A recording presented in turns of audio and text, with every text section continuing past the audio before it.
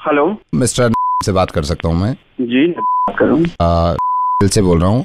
आपने washing machine ली थी sir? हाँ बताइए। मैंने आपको इसलिए कॉल किया सर, वो हमारा 5% का जो कैशबैक चल रहा था। आपने बोला था मुझसे कि 5% कैश बैक आएगा मेरे अकाउंट में, बट अभी तक तो कोई अमाउंट नहीं आया मेरे। नहीं सर, मैंने इसीलिए कॉल किया आपको कि सर वो 5% कैशबैक नहीं हो पाएगा सर।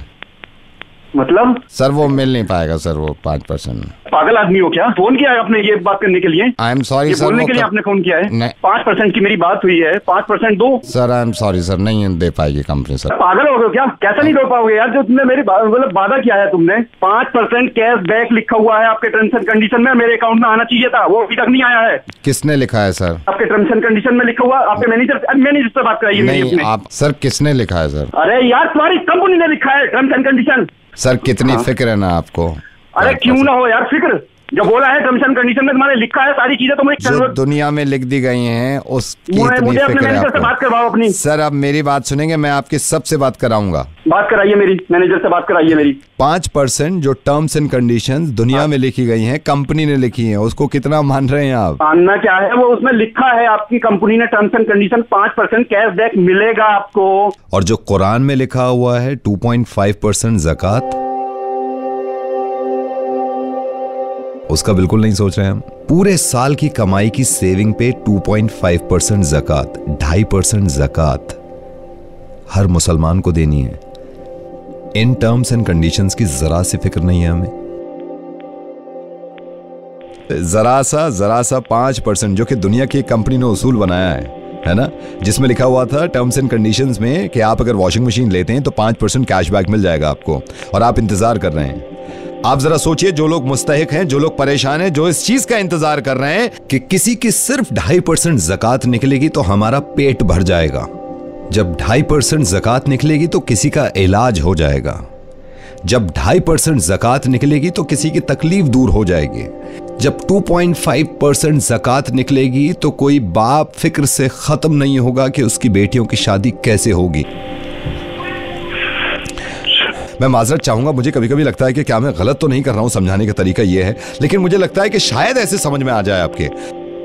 मैं आपको यह समझाना चाहता हूं मोहब्बत में। मैं रेडियो मिर्ची से नावेद बोल रहा हूं।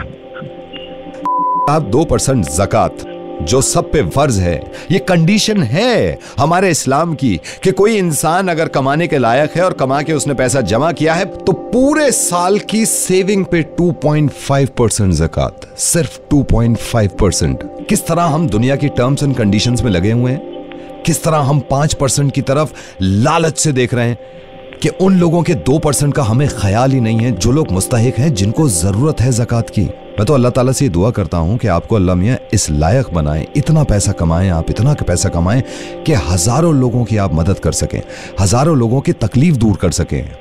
मुझे इस बात पे बड़ी हैरत होती है कि जिन लोगों को ज़कात देनी होती है उनमें से कुछ लोग ऐसे हैं जो फिक्र में आ जाते हैं। बजाय इसके कि फिक्र करें ज़कात देनी है, खुश होना चाहिए कि अल्लाह ताला ने इतना नवाजा है हमें कि किसी को ज़कात दे सकें।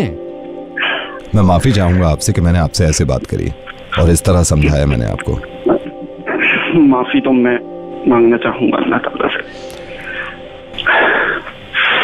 आप रोजे रख रहे हैं, अल्लाह ताला आपके रोज़ों को कबूल करे। आप नमाजें पढ़ रहे हैं, आपकी नमाजों को कबूल करे। अगर हम नमाज पढ़ रहे हैं तो इसका अज्र सिर्फ हमें मिलेगा, लेकिन अगर ज़कात नहीं दे रहे तो न जाने कितने लोग ऐसे हैं जो जिनका जवाब देना पड़ेगा हमें कि वो भूखे सो गए, शायद वो तकलीफ में सो गए, शायद वो बाप परेशानी से खत्म हो गए कि मैं अपनी बेटी की शादी कैसे करूं। और जितने लोग मुझे सुन रहे हैं, आप जरा सी भी मोहब्बत मुझसे करते हैं, प्लीज इस बात पे सोचा करिए कि जिस चीज की फिक्र कर लेते ना हम कि हमें ज़कात देनी पड़ेगी, हमें खुश होना चाहिए कि अल्लाह ताला ने हमें इस लायक बनाया कि हम ज़कात दे सकें। आप भी दुआ करिएगा कि सबको अल्लाह ताला तौफीक दे ज़कात पूरी अदा करने की। इंशाल्लाह मैं भी। जज़ाकल्लाह, दुआ में याद रखिएगा इंशाल्लाह। अल्लाह हाफ़िज़।